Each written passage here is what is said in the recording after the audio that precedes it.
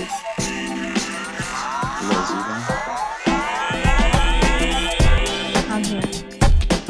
Shall we go?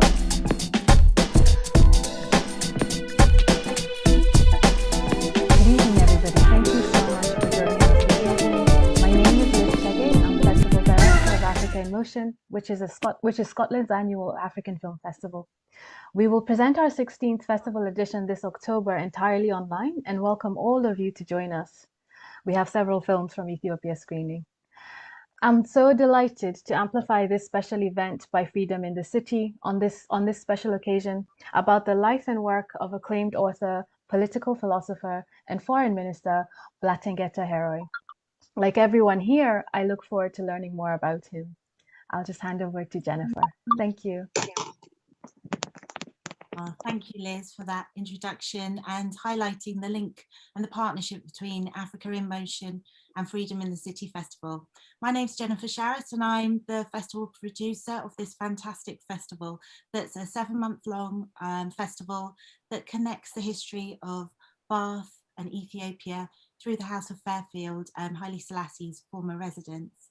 Blattengeta Herouy, which means Chief of Wise Men, if I'm correct, in Amharic, was a dear friend and close advisor of Haile Selassie, and he lived in exile in Bath with Haile Selassie from 1936. So this evening we're going to get a sense of who he was, his life, his philosophy, and we're going to talk to our speakers about their personal connection to him and their research. So the Freedom in the City Festival feels really connected to Blattengeta Herouy, partly because this Saturday we had a very moving service, the Ethiopian Orthodox Church, hosted by Bath Abbey, that was part of our festival. You can see the recording of it if you missed it on our Crowdcast page. It was the first of its kind for Bath Abbey and signified a unity and a sense of coming together and friendship. The service was dedicated in the memory of Blattengeta Herouy, and we were fortunate enough to have his granddaughter, Emu, in attendance. What an honour then it is this evening to have Prince Asfa-Wossen Asserate, a close descendant of Haile Selassie who knew the Emperor personally, to discuss the life of Blattengeta Herouy in conversation with Dr. Shawn Sobers. Prince Asfa-Wossen Asserate, he's an Ethiopian German political analyst, a consultant for African and Middle Eastern affairs, and a bestseller of 10 books in German, 2 of which have been translated into English. And those publications are namely King of Kings, which I have behind me, and The African Exodus. A member of the Imperial House of Ethiopia, he is the great nephew of the last Ethiopian Emperor Haile Selassie, great grandson of Empress Menen Asfaw. Dr. Shawn Sobers, who's in conversation, is the visionary director of Freedom in the City Festival of Learning, also a director of Fairfield House, Haile Selassie's former residence, professor of culture and interdisciplinary practice, and the director of Critical Race and Cultural Research Network. He's made one of his films that he's made is Footsteps of the Emperor, which documents his personal connection to Haile Selassie through Fairfield House. He's also done extensive research into Black history, heritage, and connections with slavery. So it's a real honour to welcome this evening's speakers, Prince Asfa-Wossen and Dr. Shawn Sobers. Thank you. Thank you. Thank you, and yeah, welcome this evening. I'm on a laptop and on a mobile phone, so I'm trying to not let the technology get in the way of what I know will be a fantastic event and fantastic conversation.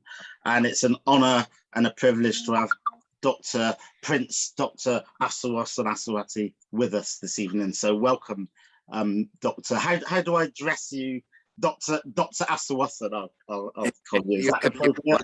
Whatever you like. Don't worry about that, Shawn. That's perfect. Great pleasure for me to be here with you all. Brilliant. Thank you very much, and welcome to all of you. And we will have an opportunity to ask questions. Jennifer's going to be doing the chairing after our conversation, so please do put any questions in the chat. and or if you want to be unmuted later, then we can ask to unmute. We do have to have security quite tight, because I know we have had Zoom bombings before and things like that. So that hence why you're all on mute automatically. So thanks for your understanding on that. So before we get into the discussion of the day, talking about the life and work of Blattengeta Herouy, can you please share with us some of your own personal story and connection with Ethiopia, with Emperor Haile Selassie, and how you came to know about Blattengeta Herouy? Well, thank you very much indeed for having me, Dr. Sobers. It's a great pleasure to be here today to speak a little bit about the man I have always admired since my early childhood. I have family links with Blattengeta Herouy. One of his very close relatives, was married to my aunt. And as a matter of fact, it was he who started telling me about this great man when I was still a young boy.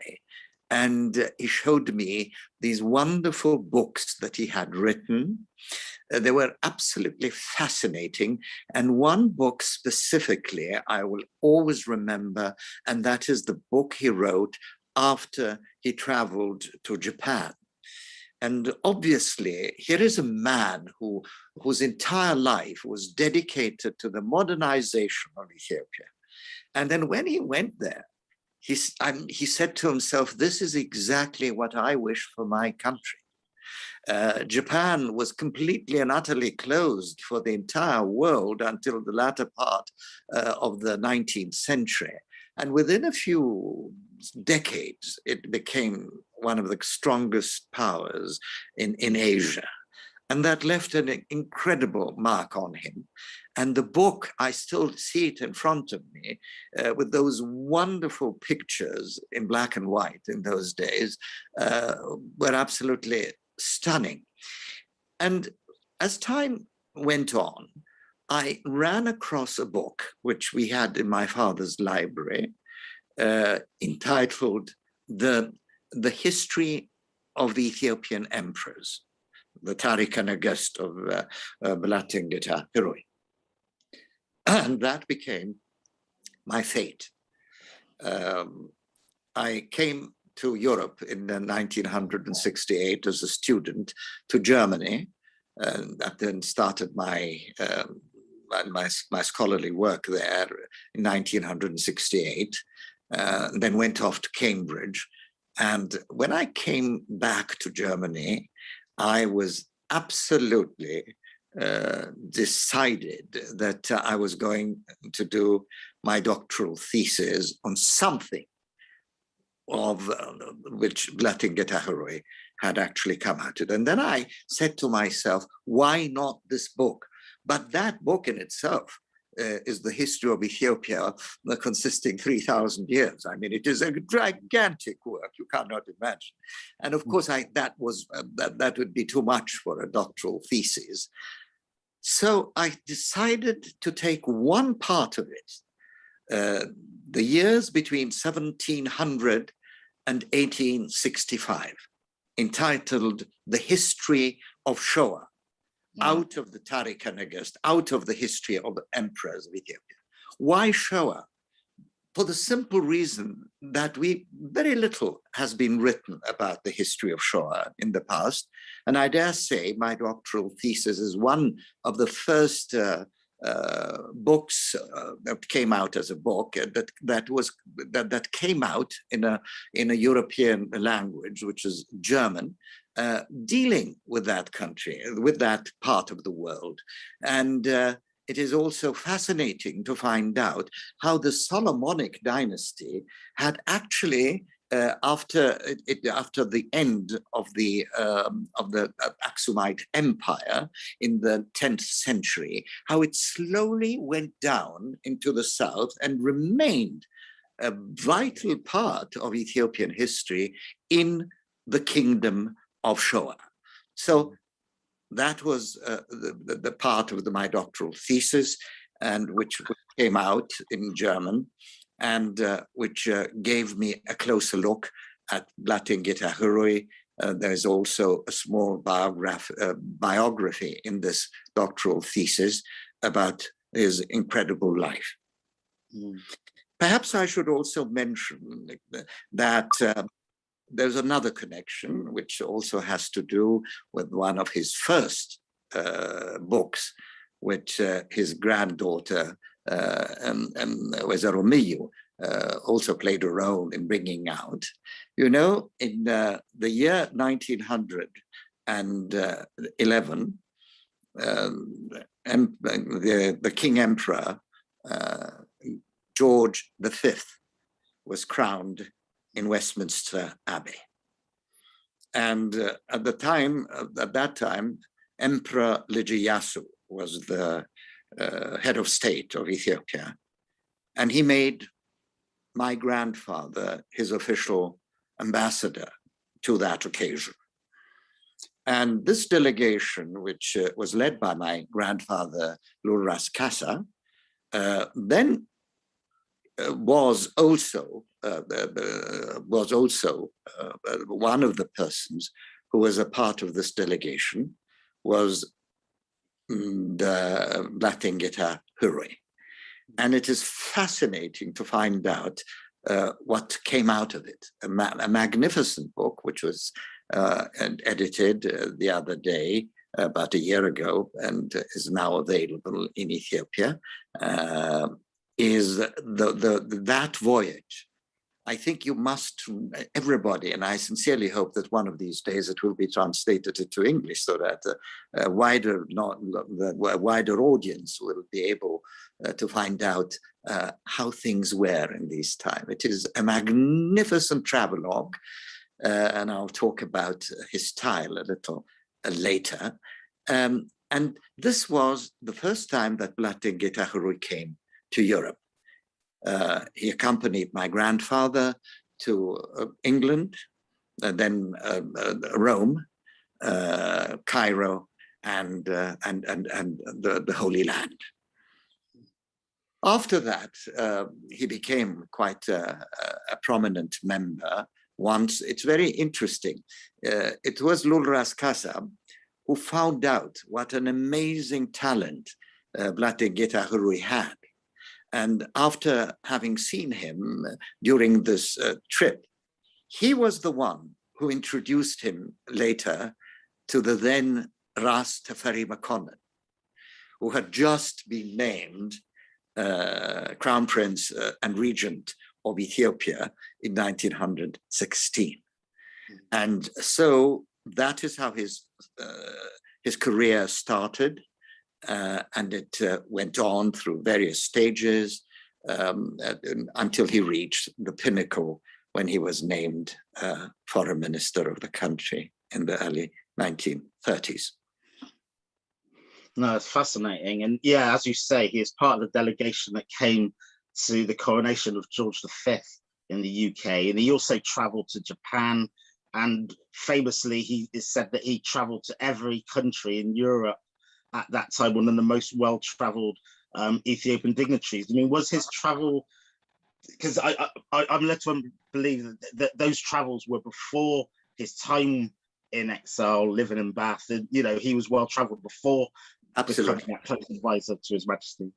You see, he came to England with my grandfather in 1911. And then he joined the first trip of the Ethiopian regent, Ras Teferi. He joined him as Ethiopia's, at that time, as the director of the Ministry of Foreign Affairs. He joined him in this magnificent trip, the first trip of the Prince Regent to Europe, where they traveled throughout Central Europe and, of course, came to England as well for the second time. So what other books? You talked about that book, the history of the Ethiopian emperors. What were the other books in his kind of canon that you feel is kind of influential books that should be remembered, if not translated? Well, let me just name a few for you. One of his early books was Ethiopia and Metemma, a short history of our Emperor Johannes IV. And then a catalogue of the books written in Ge'ez and Amharic, which can be found in Ethiopia, is another title. And then comes the Tariq and Agest, which I just mentioned, the history of Ethiopia from the Queen of Sheba until the great victory of Adwa. And I'm sure he even went further than that. We're trying to get some more, some more detail. And I'm quite sure there are papers somewhere. And hopefully we will be able to print them out there. And of course, there is one called Dirsatoch, which is all the books he had written until then. And here is a man who has written well over 20 books in his lifetime, has written many articles in Berhan al-Salam, the then leading Ethiopian newspaper. He was a philosopher, a great man of the church. There's a wonderful anecdote. One of the foreign ministers in Addis Ababa came up to him and said, "Excuse me, sir, where were you educated? In which university were you educated?" And he looked at him and he said, "I don't know whether you've heard of it. I was educated at the University of Ntoto. That was a magnificent monastery which we had in Ethiopia and still have in Ethiopia, and very, very well known for being one of the first places of study in our realm, which he attended and where he learned his beautiful Amharic, which made him exclusive. And we should also know he had some formal education. He spoke English, and he started also to learn Arabic.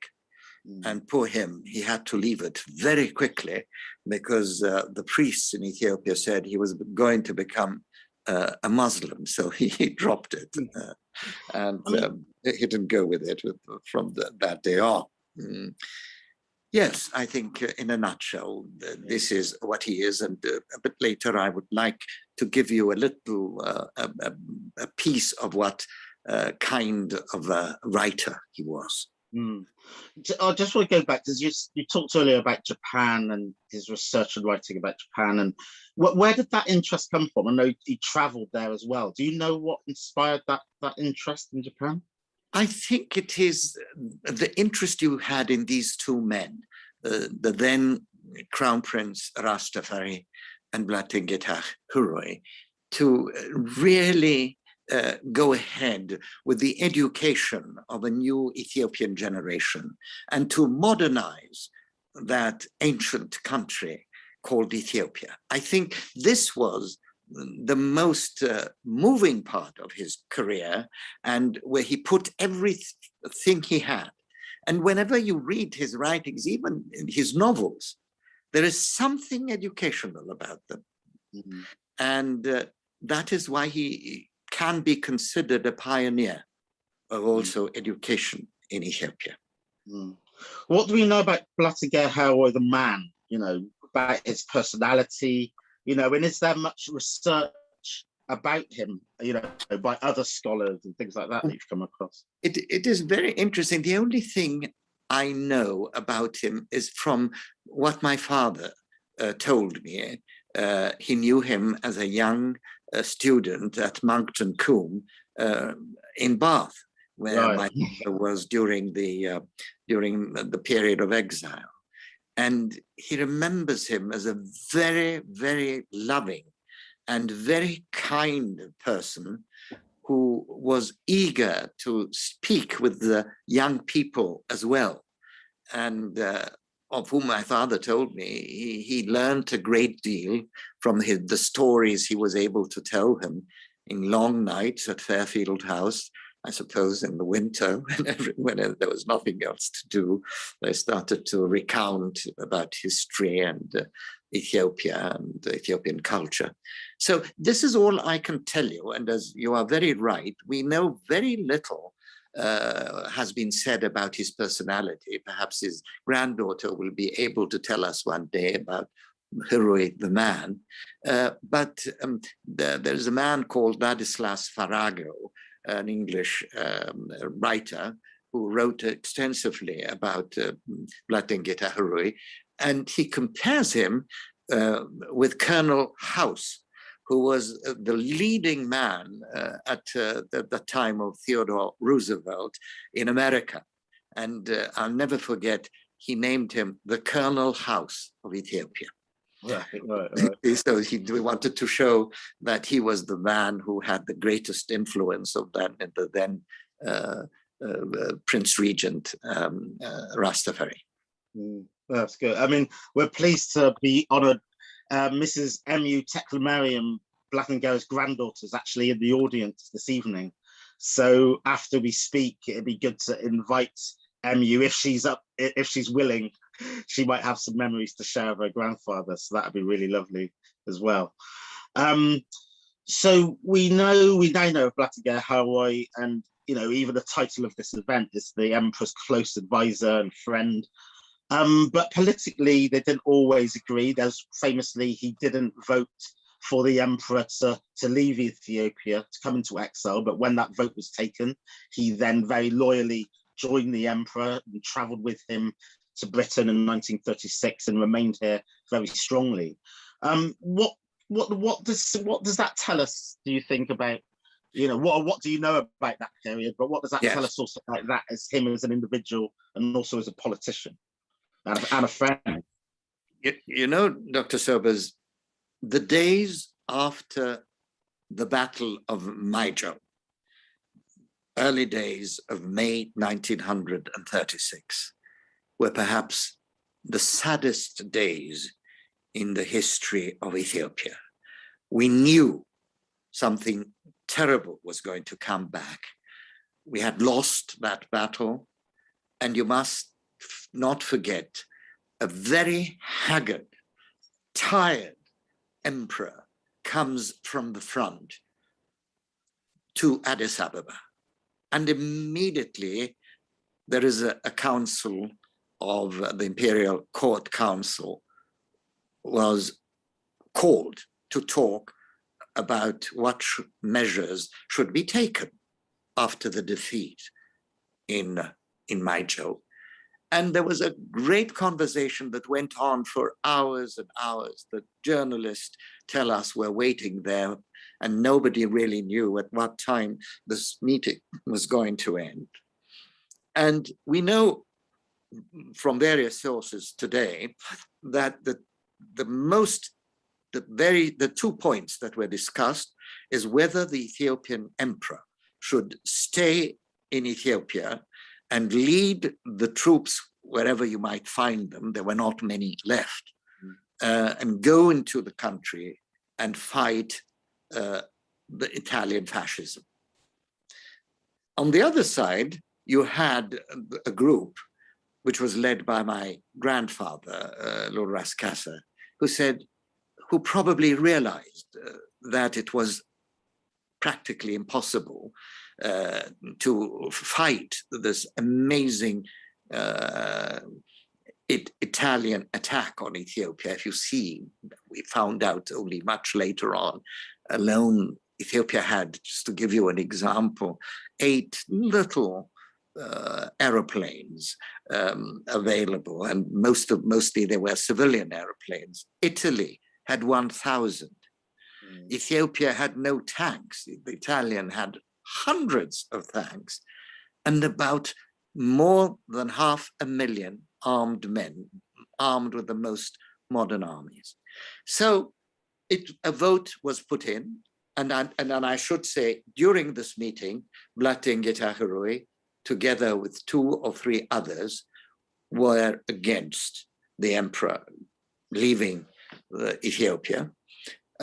But then the overwhelming majority said, no, it is, we will be in a much better position if the emperor went to Geneva and brought the case of Ethiopia to the League of Nations.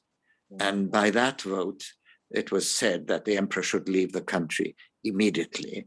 And so on the 5th of May, 1936, the emperor left Addis Ababa together with the crown prince, his members of his family, Blattengeta Herouy, the foreign minister, my grandfather, Lord Kassa, and various others.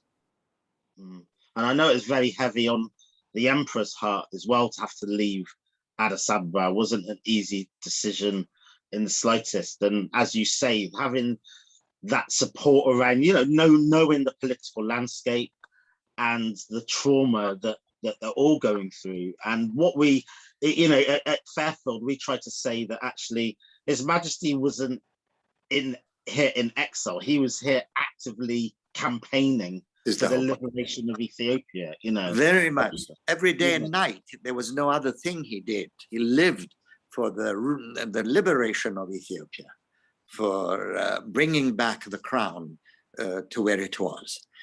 He was one man who never accepted the fact that Ethiopia was lost. And looking back, we would never have managed to get the British to come and help us if it wasn't for the incredible work of, today you will call it lobbying, which the emperor had done during his time here in England. And of course, we mustn't forget that the appeasers were no longer there when the time came. Churchill had already been voted into power in 1940.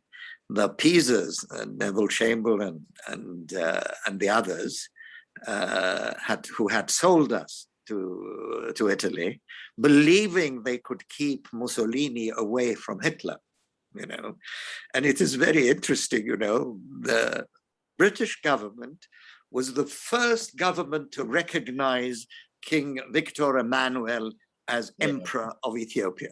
Don't forget that, in 1936. So the minute Mussolini agreed to join the Axis Berlin-Rome, the British gave us the go-ahead, and Emperor Haile Selassie was smuggled as Mr. Smith to the Sudan. But this was late 1940.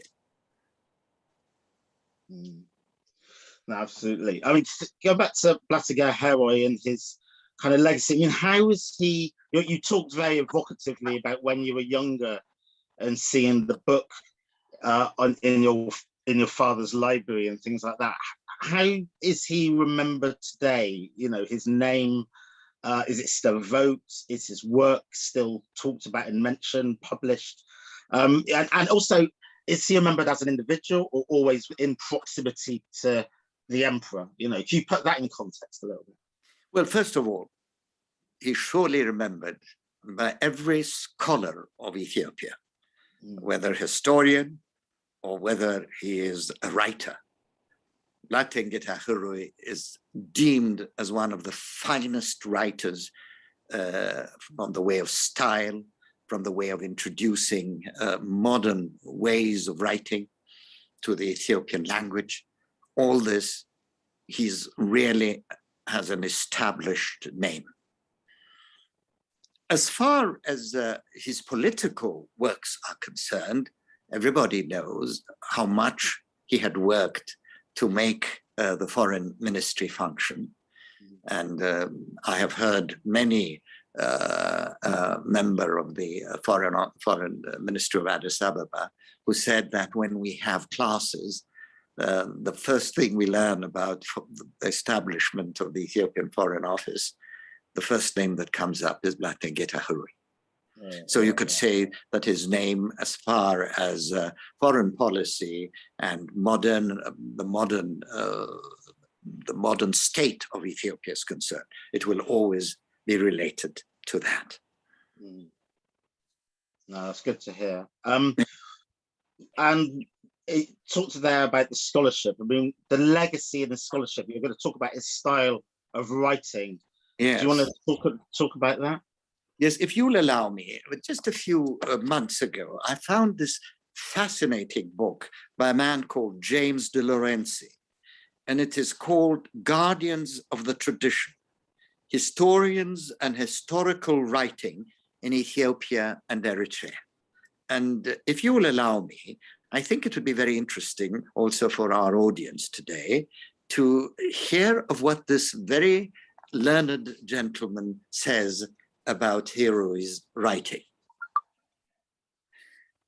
It's headed Heruy Wolde Selassie and the New Queen of Sheba. In 1923, Lilt Wezero Menen Asfaw, the wife of Crown Prince Teferi Makonnen, made a momentous journey from Ethiopia to the Middle East. Joined by a small group of companions, she set out from Addis Ababa to the French port of Djibouti, boarded a steamship to Suez and Port Said, and then traveled by train to British Mandate Palestine, where she visited many of the colony's dignitaries, religious leaders, and historic sites. On her return, she stopped in newly independent Egypt for tours of Cairo and Luxor before continuing home. Lilt Wezero Menen was accompanied on this adventure by Blattengeta Herouy, whose account of their journey offers occasional hints of the tremendous significance he believed it possessed.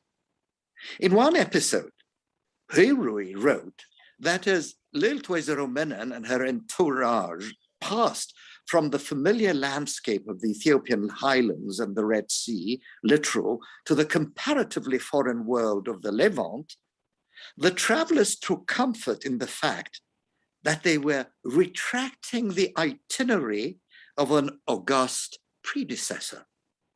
As they arrived in the Holy Land, Herouy noted that they had reached the very Gaza of Solomon, once visited by Queen Makeda or Queen Azeb, the ancient Ethiopian interlocutor of the wise Israelite king.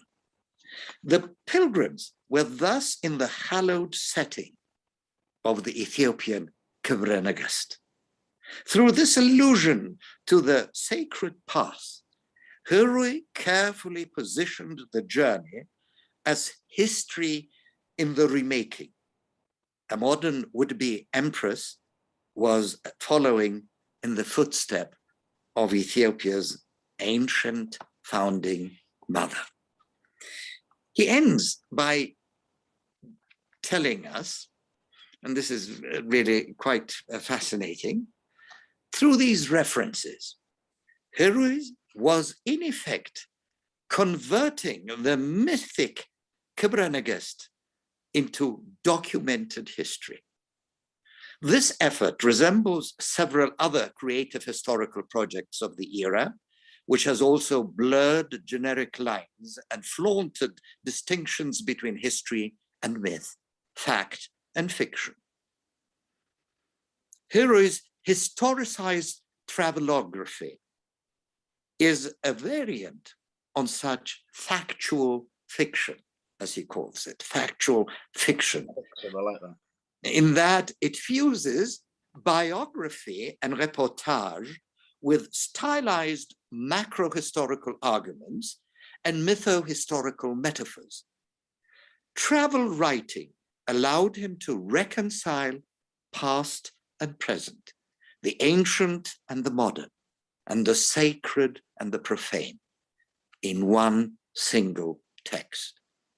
It also allowed him to conceptualize the wider world without recourse to historicism and its analytic categories.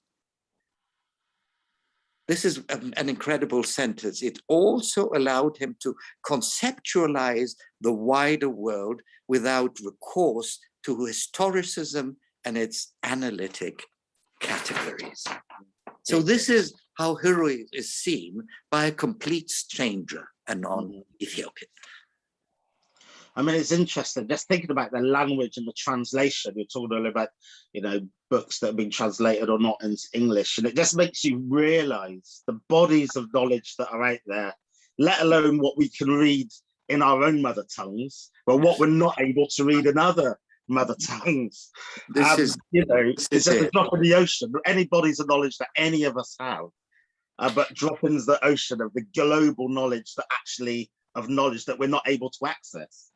It just makes you really you know, and you know, Dr. Sobers, we shouldn't forget we're only talking about one country, Ethiopia. absolutely Look at the other African countries. Look at the incredible history of ancient emperors in Africa. Who knows which African knows anything much about that great empire called Mali? You know, in the 16th century, the emperor of Mali was one of the richest men in the whole wide world. Mm-hmm. Tell that to an African today. We're really in a terrible situation. And the new generation of Africans must stand up and see to it that this oral tradition that has been going on for centuries is slowly also put into paper, so that other generations can gain, as you rightly said, from the wisdom of our ancestors. Yeah, I mean, I'm really glad you said that, because that particular point about the oral tradition translated into documented text and research, that is actually the core of the inspiration behind this festival, behind the Freedom of the City Festival. There's so much knowledge that exists out there, you know, in everyday life. You know, I work at a university, but I know that knowledge doesn't reside in a university. Knowledge is just where it ends up when someone's written a book about it. But actually, true knowledge is in the street, it's in the pub, it's in the bookies, it's in the park, you know, from all ages. And that's what I'm really inspired by and interested in. And so I'm just really pleased that and I think that for myself within the Rastafari tradition, there's a strong oral history and oral knowledge tradition within Rastafari, let alone, like you say, all the other knowledges and languages that are of the oral tradition. So it's very much on my mind that these things also need publishing. So thank you. We were going to look to then bring it up to date then to talk about well, it's not only me who has to talk today, you have to talk as well. And now we're going to change the whole thing. And I'm going to ask you a few questions, if you don't mind, Dr. Shawn. Perhaps you'd be able to tell us a little bit more about the way Blattengeta Herouy died, a little bit about his burial. You might perhaps note what the emperor said during the funeral of Blattengeta Herouy. Yeah, so sadly, it's a short time that Blattengeta Herouy was in the city of Bath. So he died on the 19th of September 1938. So he is in Bath for 2 years, living at Fairfield House. He also travelled to London, did some teaching at the School of Oriental African Studies in London, and but it was a short and tragic time. And I can show you, actually, if you don't mind, the newspaper clipping. Let me just do the PowerPoint. I can show you the newspaper clipping that announced his death. This is the Herald newspaper on the 20th of September 1935. There's other clippings as well. Foreign Minister dies at Bath, and the full title was "The Emperor Loses His Closest Friend." It's reported that Blattengeta Herouy had a long illness for several months, and then died on this day. And it seemed that he knew that time was coming. That there's documentation that his will was updated and officially kind of registered a few days before his death, etc. So his illness, I don't know exactly what circumstances were, and I guess it's not for me to say that here, but he's died of illness, and 19th of September, and then his burial was the next day on the 20th of September 1938.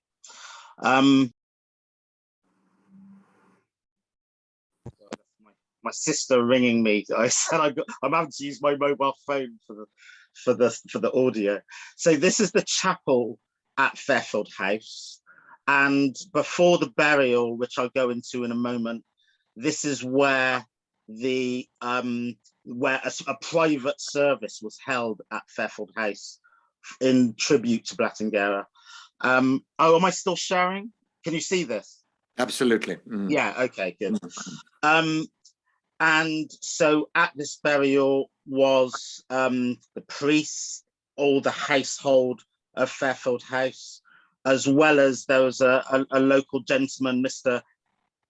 H. Lay of Lower Weston, which is an area not far from Fairfield. Actually, you could say Fairfield is a part of Lower Weston, and he is named as the local man responsible for the funeral arrangements. And it's also documented in the Bath Chronicle, which was a few days later on the 24th of September, that a press photographer was at the funeral, at the chapel, but he was told by a member of the delegation politely to not take any photographs because it was, the emperor wanted it to be a very private ceremony for his close friend. After the chapel, which anyone that knows Fairfield House will have seen that this area has been recently renovated into what we call the Sacred Peace Garden, was very beautiful, but you can see here is renovated from a greenhouse structure. This photograph was taken in 1954, so it's already slightly dilapidated, but in the 1930s, it would have been a lot tidier than this. So this is Fairfield House up in the top corner, and this is Locksbrook Cemetery where the actual then burial took place. As you can see, it's not far from Fairfield House at all, and it is the closest cemetery to Fairfield. So just to go in a little closer, oops, sorry. So this is where the actual grave is. This is the entrance. I don't know if you can see my cursor, but the entrance on the bottom right there, where you can see the paths joining together. So it's a very beautiful cemetery, as a lot of cemeteries are. It's no longer used today for burials, but at that time, when this happened, 1938, it was one of the main cemeteries in the city. It's documented the level of emotion that was there at the funeral. It's documented that the emperor, Empress Menen, and many members of the household were visibly and audibly, affected by this moment. And it's said that, the emperor and the empress had tears in their eyes, and also the emperor, when he gave his speech, that he had to pause and, his voice croaked because the emotion was very palatable. Again, in the Bath Chronicle of 1938, it talks about the chief mourners of the funeral being Asserate Kassa, which is his son, Crown Prince, Princess Zuriash Worq, Princess Tashire, Duke of Ferrara, Dr. Martin, Litigation Minister, and all members of the household. It says the whole of the household staff of Fairfield were there, and wreaths were sent by both the emperor and the empresses, the crown princesses and princesses, the Duke of Ferrara, and also from the headquarters of the Abyssinian Association and the local branch of the Friends in Fairfield. So yeah, it's very deeply felt, and the report at the time really shows that very strongly. Shall I continue to talk about the speech? Yeah. So there's a book, the Speeches of His Majesty, which is documented in the Third Testament Ilex verses. And on page 644, it's got the full speech that His Majesty read at the graveside. So if you don't mind, I shall, you know, it's short, but it's very powerful. The man whose last rites we now perform and who now goes to the last resting place is Blattengeta Heruy Wolde Selassie, a gentleman, well-bred, who stands amongst the foremost of Ethiopia's intellectuals. This illustrious son of our beloved country employed his intelligence and energies for the betterment of his country and was therefore selected for the high post of Minister of Foreign Affairs in our government. The books he wrote, which portray his noble character, and especially those pertaining to history and theology, have made him renowned. It is hardly necessary to say more of his intellectual attainments and how profoundly we feel about the greatness of his character, about his dedication to a purposeful life, his selfless devotion to help those in trouble, his respect for truth and justice, and his burning patriotic zeal for his country, all of which touch our heart deeply at this hour of his departure. My loyal friend Herouy, if our words prove inadequate in extolling what you have done for your country to the fullest of your ability on this mournful occasion, your deeds themselves will certainly speak more convincingly. Even though the storm of aggression that upset the tranquility of the world brought you suffering and a severe test of your moral endurance, you did not permit it to overwhelm you. Now, however, it has become your fate to obey the order of the great and merciful Lord, a lot that befalls each and every one of us in our turn. As it were, after you had accomplished what was within your bounds, you have slept, but also you depart from us physically. Your works and your names will always remain amongst us. Dear Herouy, as God the Almighty has permitted us to lay your bones, rest with bones, while your spirit joins with those of your fathers, we bid you goodbye in this hospitable land to which we came as guests. And His Majesty wrote that on the 19th of September and recited it at the graveside on the 20th the following day, which I just think is a really powerful, beautiful and emotional tribute, really. You know, there's one sentence that I lack in the English translation, because I have it in my ear. His last words were in Amharic, Herouy hiaune. Herouy, you are eternal. Right. So somebody must have forgotten something when it was translated. Yeah. I mean, that's the other thing about translation, that it's going to capture sentiments in the language it's been translated to, which doesn't always do justice to the words of the mother tongue that is written in. Yes, it would be very interesting, Dr. Sobers, if you could tell us what happened to the body afterwards. How did it go back to Ethiopia? Yeah, so just before I actually touch on that, I want to say also that the reporters that reported the grave, the funeral, talked about how the majority of the service was in Amharic and also in Ge'ez. And so they said that, you know, as the English speakers that were present, they weren't able to fully understand, but they could understand it through the emotion in which it was delivered, which I thought was, again, a beautiful sentiment. So I came to know first the name of Blattengeta Herouy in 1999 when I was doing some research for a film that I was making called Footsteps of the Emperor, which Jennifer talked about earlier. And this is the grave that I found at that time.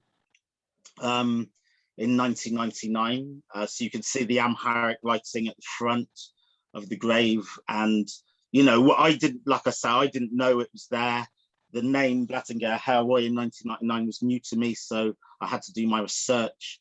And then I contacted I then read in the local newspaper that I just showed you that the burial happened in Locksbrook.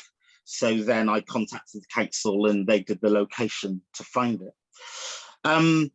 So then moving forward, so I featured the grave in the film and spoke and, you know, included part of that quote. Then a really strange mystical thing then happened, which I think is rather beautiful. In 2016, I was at Fairfield House, and it's an Ethiopian kind of cultural day. Don't remember exactly which one, but I got talking to a lady that was there, and she said, "Oh, my grandfather used to live here, and he died here." I said, "Oh, right, okay, that's interesting. What's the name of your grandfather?" She said, "Blattengeta Herouy." And I said, "Oh, that's you know," I said I spoke about him in a film that I made and featured his grave, which is down the road at Locksbrook Cemetery. And the lady, which I then came to find out was MU Tekla Mariam, who's in the audience tonight, she said, "Oh, no, his grave's in Ethiopia." I said, "Well, yeah, I found out the body was exhumed." So this goes back to your question. The body was exhumed from Locksbrook Cemetery on the 4th of September, 1947, by a Home Office license, which was requested by the Emperor. So the body was exhumed and taken back to Addis Ababa, where it was then buried. And but the grave stone remains in Bath, the original one with the Amharic. So this was, you know, there were so many people in that room. So for me and MU to have just struck up a conversation, and to be honest, I'm quite an introvert. I'm often on the sides, kind of hugging the wall and not really chatting. I can be quite shy in those sort of situations. So it's just a really beautiful moment that we struck up this conversation. So we jumped in cars, about 2 or 3 cars went down to Locksbrook. And then, you know, bearing in mind it was a long time since I had been there myself, but we managed to find the grave. And actually, the reason why I remembered where it was, Keith Bowers, who's in the audience tonight as well, when he was writing his book, I showed him the grave.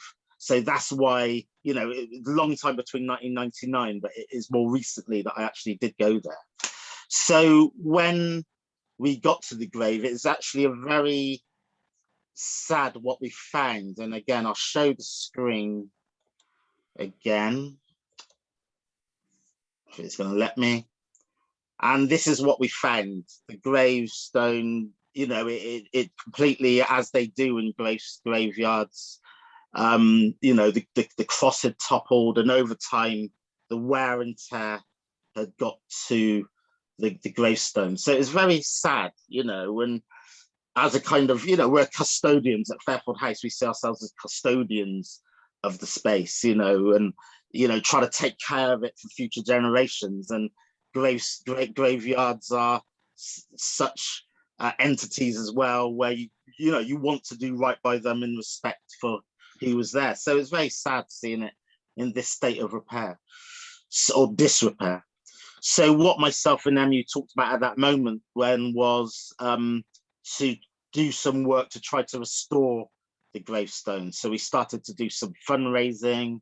I had some funding from the university, and, you know, did different things. And in terms of raising funds, we did a Ethiopian cultural day at Fairfield House to raise awareness on it. And it is very beautiful. But before I show that, I just want to show some close-ups of the grave at that time. So again, this is 2016. You know, you can see the lead writing on the Amharic is really faded. You know, but it's still there. It's still very much intact. It's just the weather. It was nothing malicious.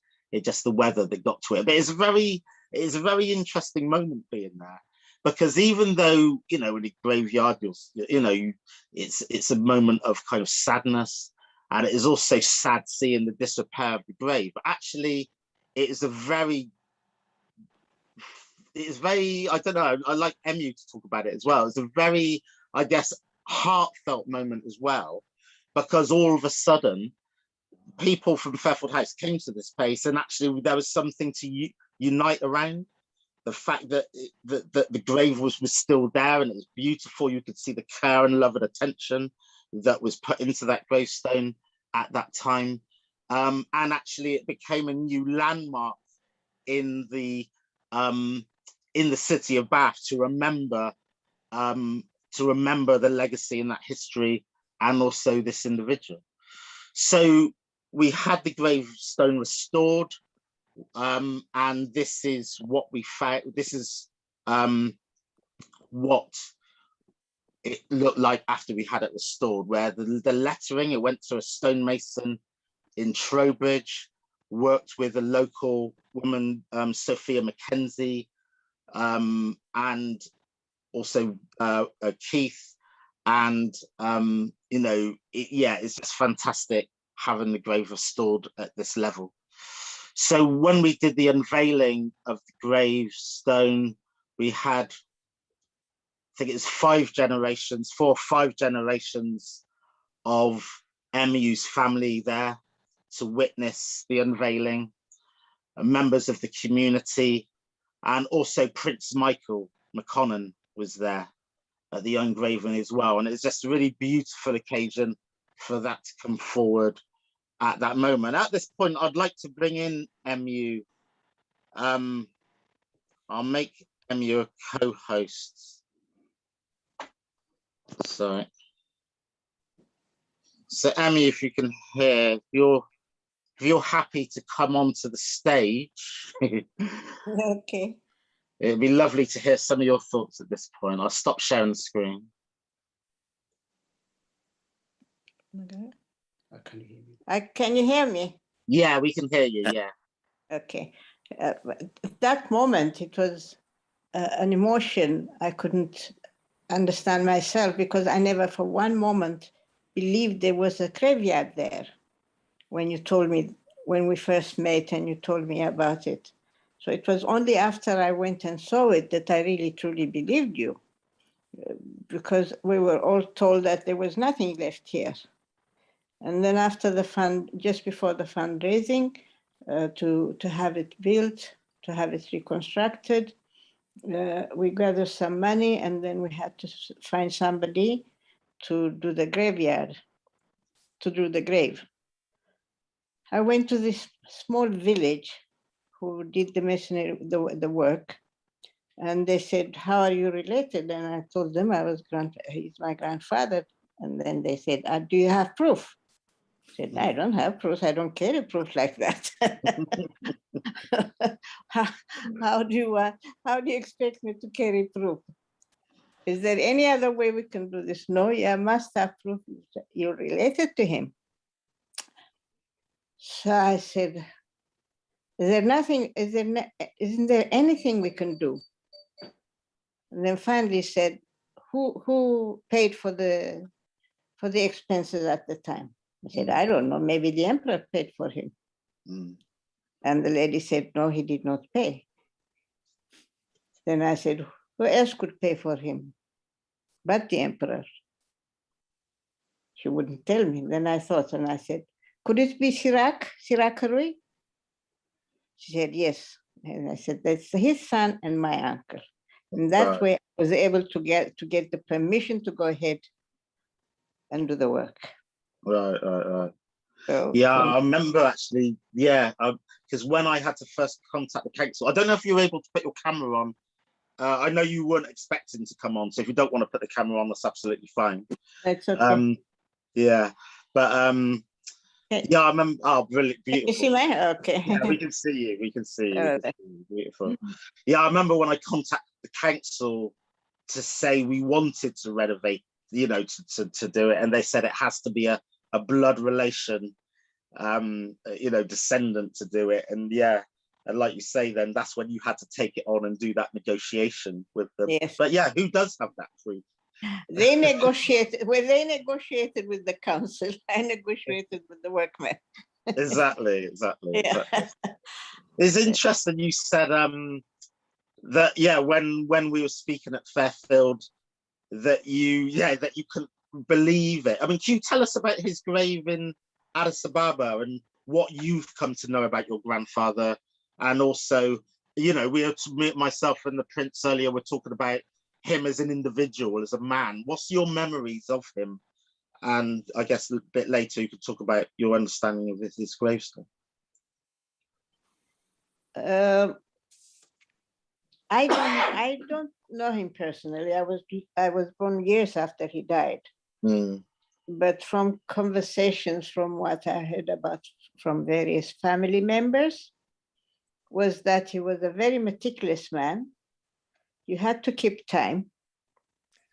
If you don't keep time, 1 minute late, 1 minute early, you won't see you. Right, okay. But he was very kind and very understanding to children.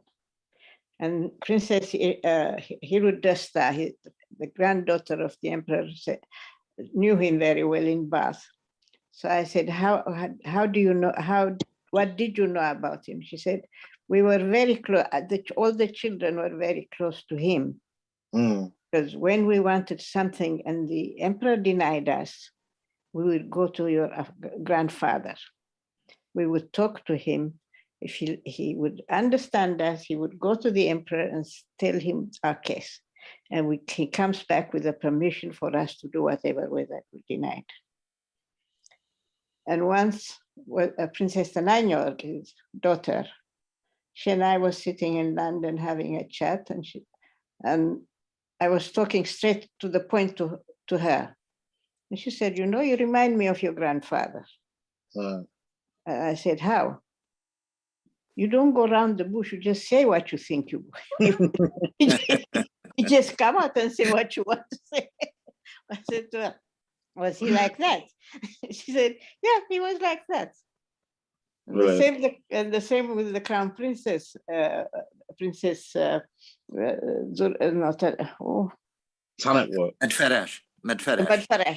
Zuriash. We're having lunch at the Crown Prince House. She asked me some questions and I just said it to her straightforward because I didn't know how else to put it. I was not a diplomat. I've never been a diplomat, so it just came out. And the princess said, you and your family, you're straightforward. Sure, you could have said it in a nicer way. And the Crown Prince said, listen to her.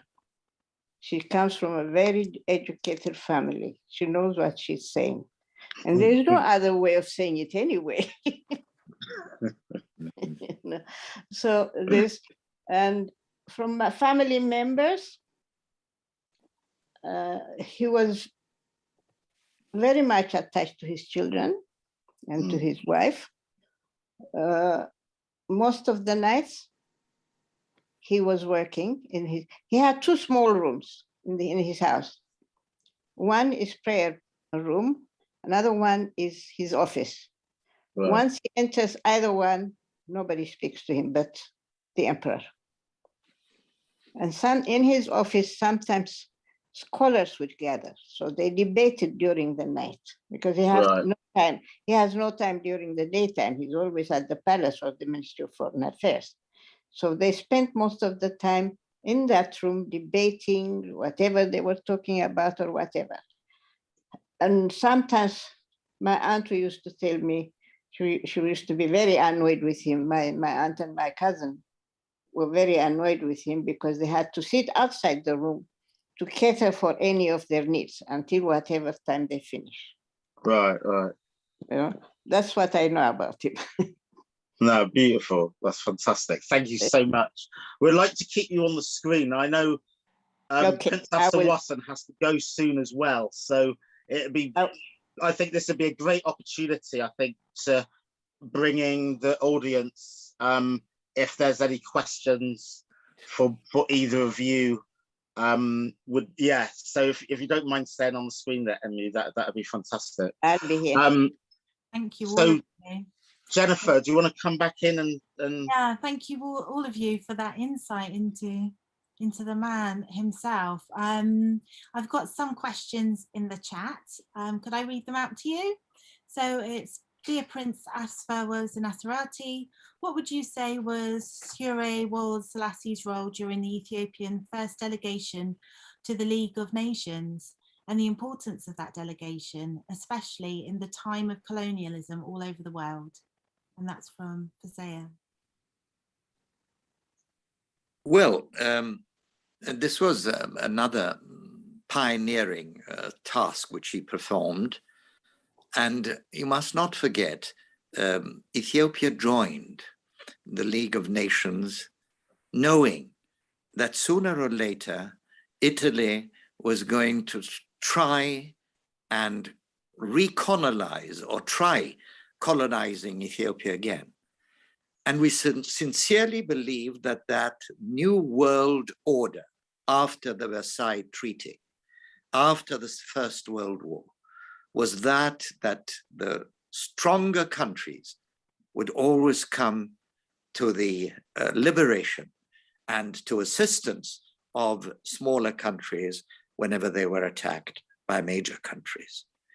And this was the greatest illusion which we had, and also why the League of Nations failed, because of the Ethiopian question.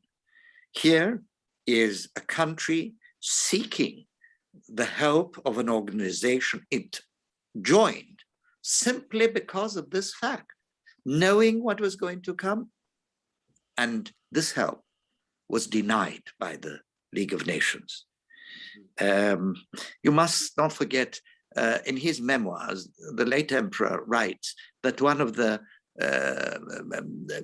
most terrible days of his life was the minutes he spent in the Palace des Nations in Geneva, when he came in and you had a president who had fascist leanings, and you had this incredible amount of fascist Italian journalists who started to whistle, who started to call him names.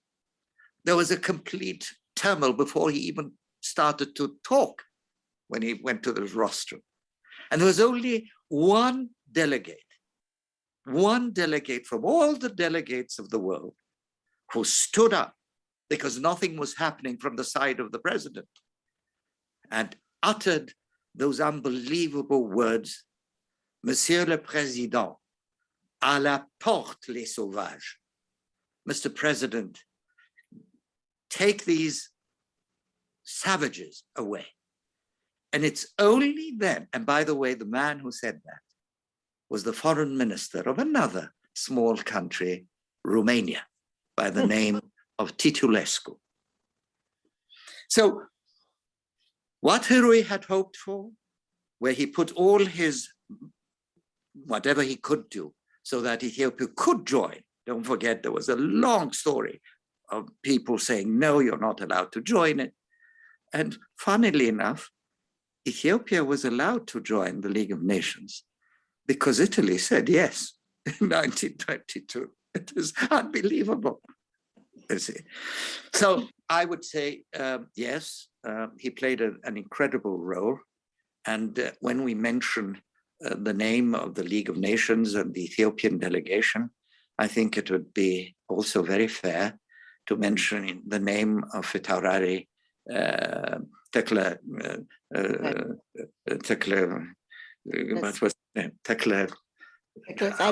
Haryat.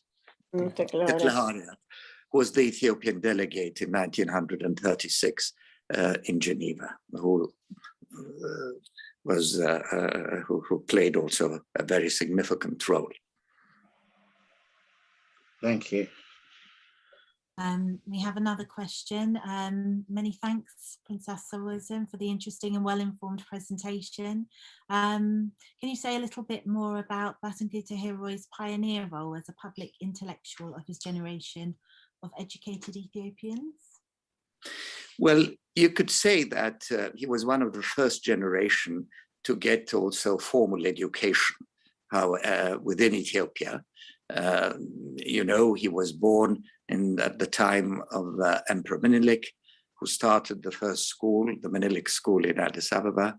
And, you know, there were enough teachers in Addis Ababa at the beginning of the 20th century, we had a number of missions. And Blattengeta Herouy was a man who always looked for more education. And he was always to be found in the offices of directors of missionary institutions. He was very closely befriended to the German mission in Addis Ababa and also the Swedish mission there. And I think that is where he also found and we got to know study the English language.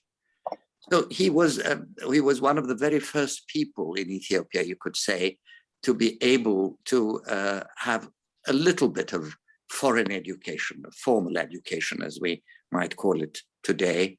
And he reveled at that. He was a man of knowledge, a man who always looked forward to learning more.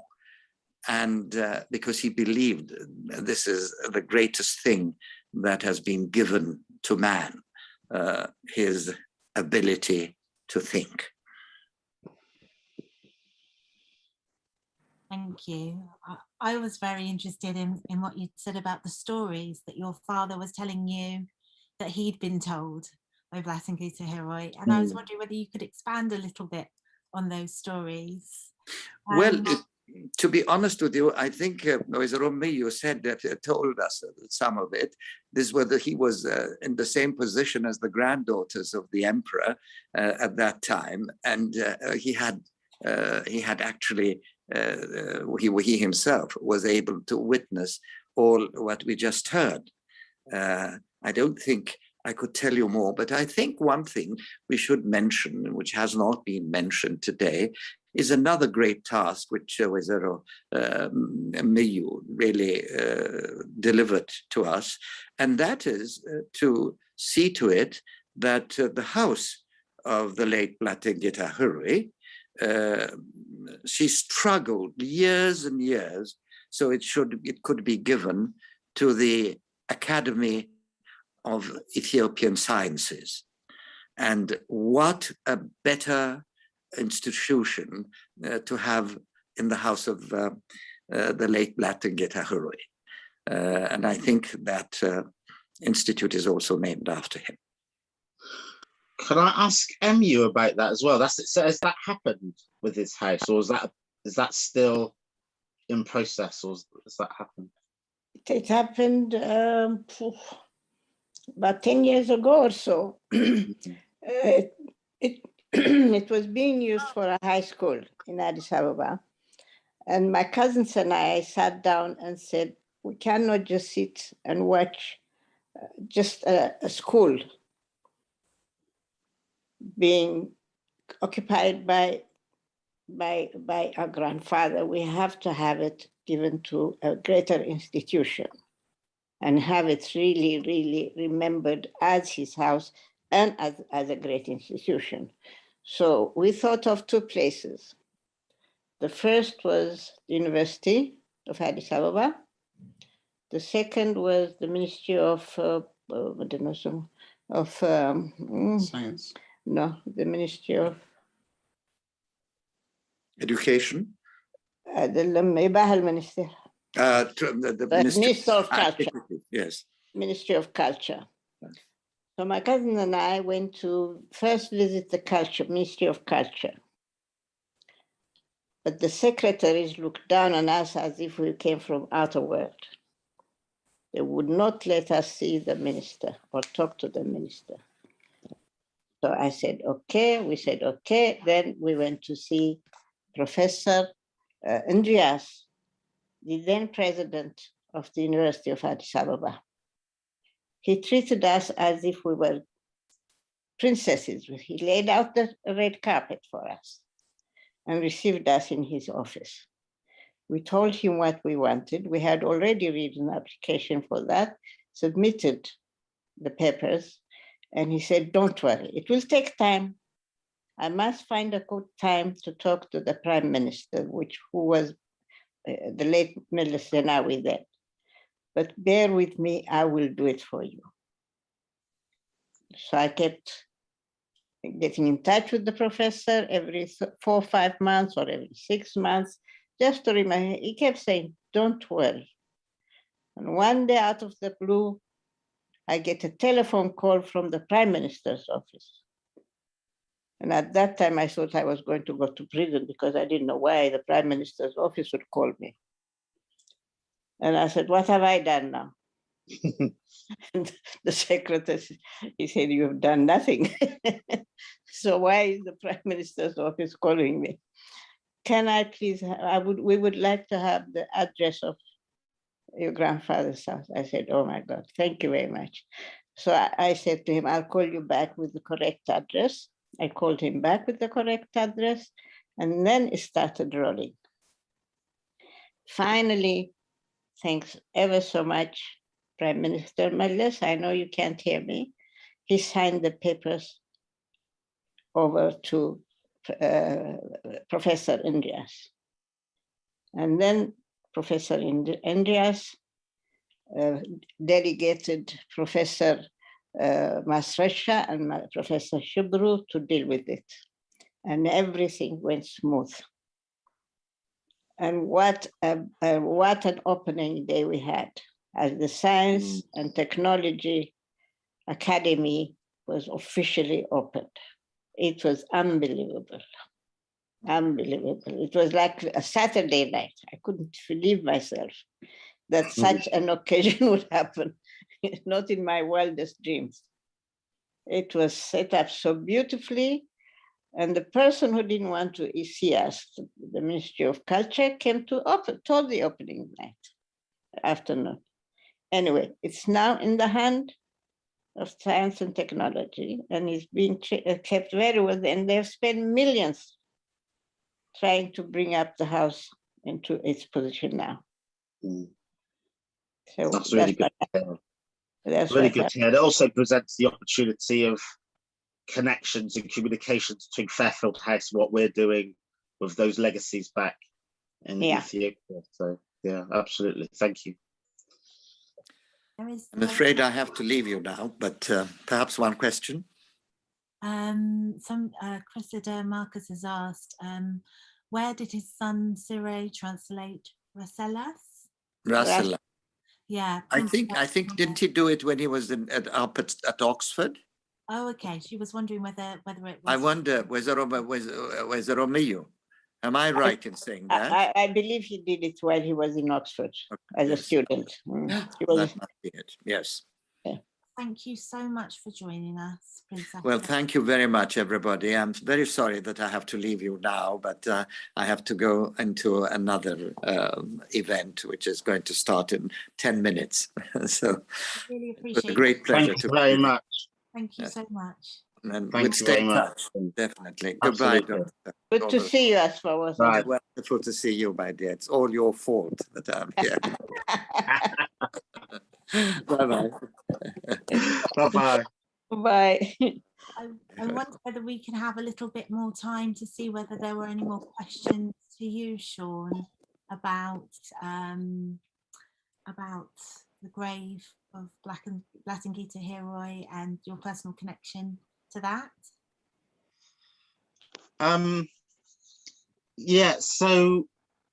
personal connection, as I said, I found out the name Blattengeta Herouy kind of by accident, really, when I was doing the film Footsteps of the Emperor.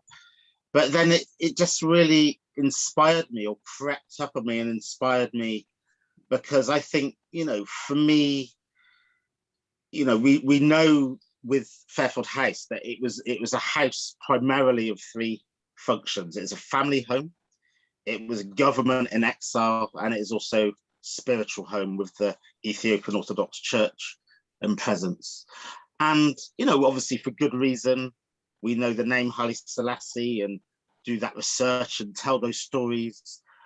But there are also other stories as well that I'm also really interested in, of who else was in that space, who else was around the emperor, supporting the emperor, and what were the other tangential. And I guess as a researcher, historian, academic, I'm interested in those other stories as well. So Blattengeta Herouy was one that really captured me. And I guess, like I say, when I met Emu at that time, at that event, which was, you know, we say nothing's by accident, everything is by kind of design, but beautiful serendipity. That for me, that presented an opportunity that I didn't really want to let go of, because okay, there's something being presented here where you know, the body of this gentleman was taken back to Ethiopia, but something's left remaining in the city of Bath, and when it remains in the city of Bath, then it should be taken notice of. It's particularly a grave such as this.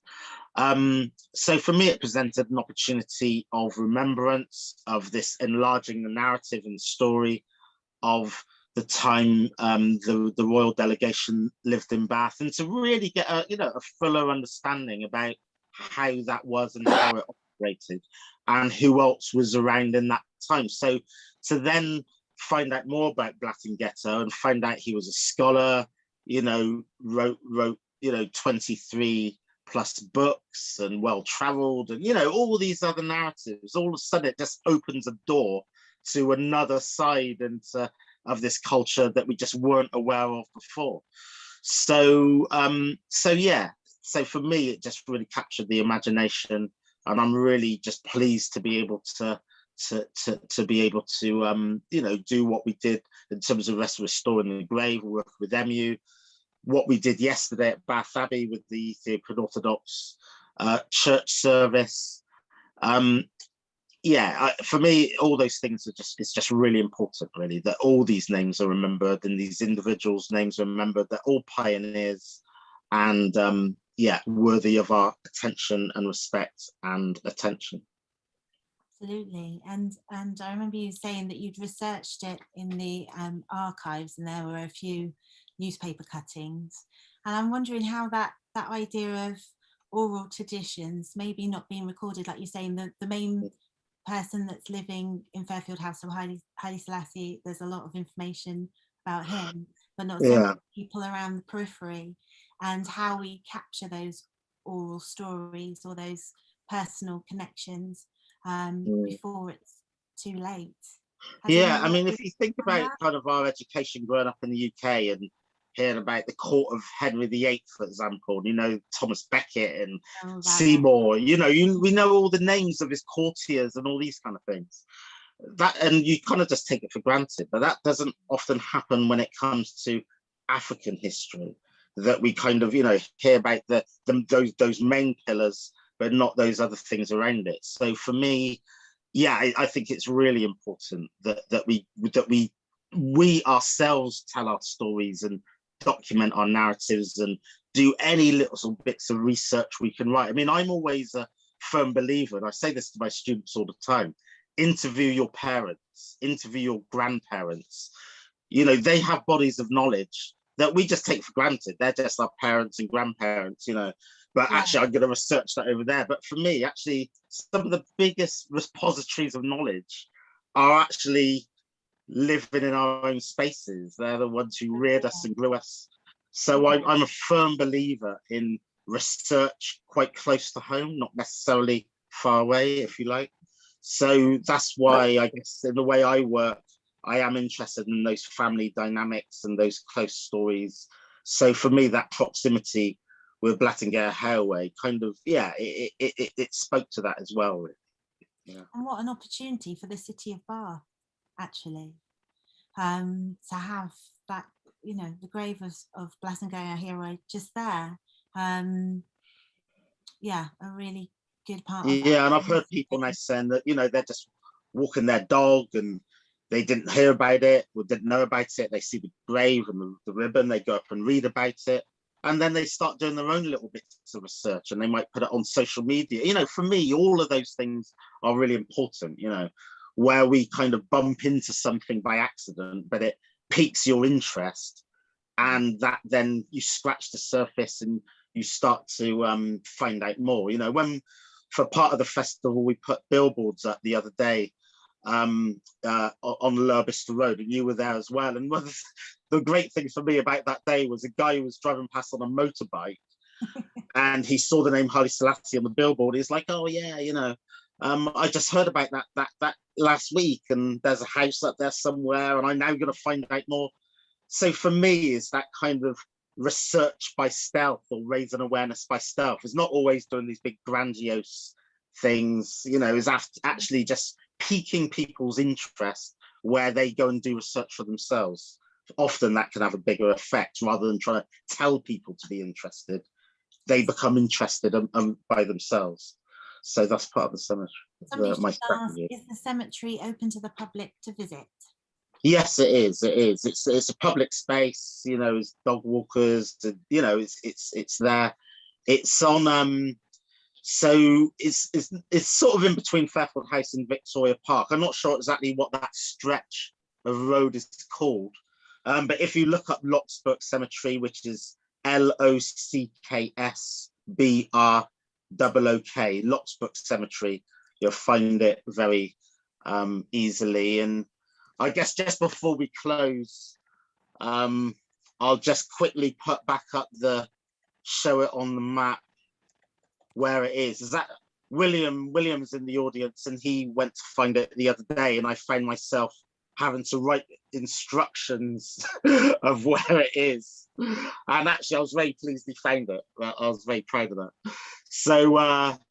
So again, can you see my cursor on the screen? I think you can. Yeah, so that's the entrance there. You just basically follow the path straight, and then it's 2 in from the path. There's a grave in front of it. I am going to be going back there and renewing the ribbon. The ribbon's got slightly faded now, and it does need some renewal. So yeah, I'll be going back there soon and yeah, tidying it up a little bit. It's still very tidy. Just the ribbon needs replacing. But no, thank you, and thank you for everyone for comments and questions. It's been fascinating listening to MU and the Prince. Absolutely. So thanks so much, and thanks for joining us this evening for the Freedom in the City Festival with Prince Asfa-Wossen Asserate and Dr. Shawn Sobers, talking about their personal connections and their research into Blattengeta Herouy. And thank you, Emu, as well. Lovely to see you. Thank you for joining us and for giving us such a personal account. We have our next festival event is on the 25th, this Saturday, and it's African Queens.